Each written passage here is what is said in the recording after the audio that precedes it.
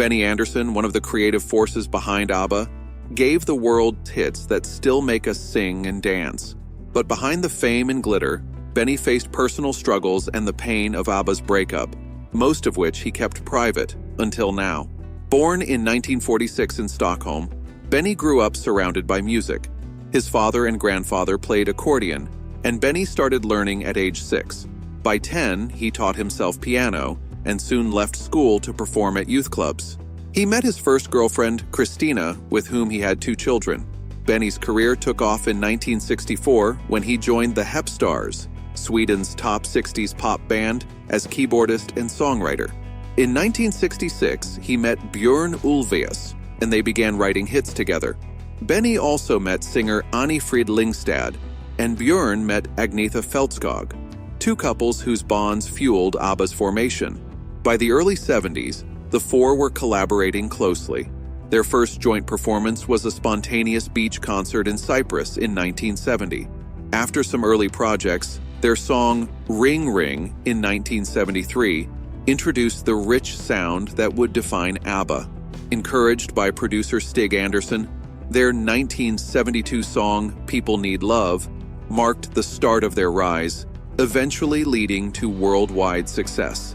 Benny's story is one of talent, collaboration, and resilience behind the scenes of ABBA's legendary music. The song Ring Ring was given English lyrics by Neil Sedaka and Phil Cody, and was a hit across Europe and South Africa, despite placing 3rd in Melodifestivalen.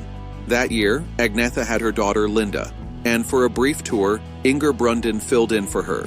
Around this time, manager Stig Andersson shortened the band's name to ABBA, a clever nod to a Swedish fish brand, using the first letters of each member's name. The iconic logo, with the backwards B, was born from a happy accident during a photo shoot and became a symbol by 1976. ABBA's big breakthrough came in 1974 with Waterloo, a glam rock-inspired anthem that won Melodifestivalen and the Eurovision Song Contest, launching them onto the international stage. Waterloo topped charts across 9 countries and cracked the US top 10. Although their follow-up singles had mixed success, by 1975, hits like SOS and Mamma Mia cemented their global popularity, especially in Australia, where Mamma Mia ruled the charts for 10 weeks. In 1976, ABBA released Greatest Hits, their first UK #1 album, featuring Fernando, which sold over 10 million copies worldwide. Later that year, Arrival introduced classics like Money, Money, Money, and the iconic Dancing Queen, topping charts globally, including the US. Their first major tour in 1977 covered Europe and Australia, enduring challenges like a bomb scare in Perth, captured in ABBA, the movie. They continued their success with albums like ABBA, 1977, and Voulez-Vous, 1979, producing hits such as Chiquitita and Gimme, Gimme, Gimme. Their 1979 Greatest Hits Volume 2 and world tours expanded their reach, including sold-out shows in North America, Europe, and Japan, their last major tour. In 1980, The Winner Takes It All hinted at personal turmoil, Björn and Agnetha's divorce, though both denied it was autobiographical. Super Trooper became a UK chart record breaker, and their Spanish album Gracias por la Música opened Latin American markets. By 1981, personal changes deepened. Benny and Anni-Frid divorced. Benny remarried Mona Nurklit, and Björn married Lena Kellersjö. Despite struggles, the band released The Visitors, a mature album addressing themes like political oppression and lost innocence. Singles like One of Us and When All Is Said and Done reflected personal and group tensions. Rumors of internal conflicts grew, and by 1982, attempts at new music and a possible tour were fraught with difficulties, signaling the beginning of ABBA's end. By 1982, ABBA had only recorded 3 new songs: You Owe Me One, I Am the City, and Just Like That. But Benny and Björn weren't satisfied, shelving the recordings. Instead, they released the singles, The First 10 Years for Christmas, featuring their greatest hits, plus new singles like The Day Before You Came and Under Attack. Though The Day Before You Came was a hit in Europe, their final single, Under Attack, didn't break into the UK top 20. The compilation album hit #1 in the UK and Belgium.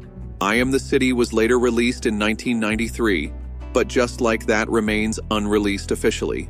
ABBA's final TV appearances were in late 1982, with their last live performance broadcast from Stockholm on December 11th, ending an era for the iconic pop group. Central to their charm were two real-life couples, Agnetha and Björn Ulvaeus, who married in 1971 but divorced in 1979 due to touring pressures, and Benny Andersson and Annie Fried Lingstad, Frida, who married in 1978 but separated by 1980. Despite their breakups, the band tried to continue, but by 1982, ABBA's chemistry had faded, marking the end of their golden era. After ABBA, Björn and Benny thrived creatively, writing the hit musical Chess and producing Mamma Mia for stage and film, building fortunes in the hundreds of millions. Meanwhile, Agnetha and Frida retreated from the spotlight. Agnetha struggled with stage fright, fear of flying, and isolation during tours.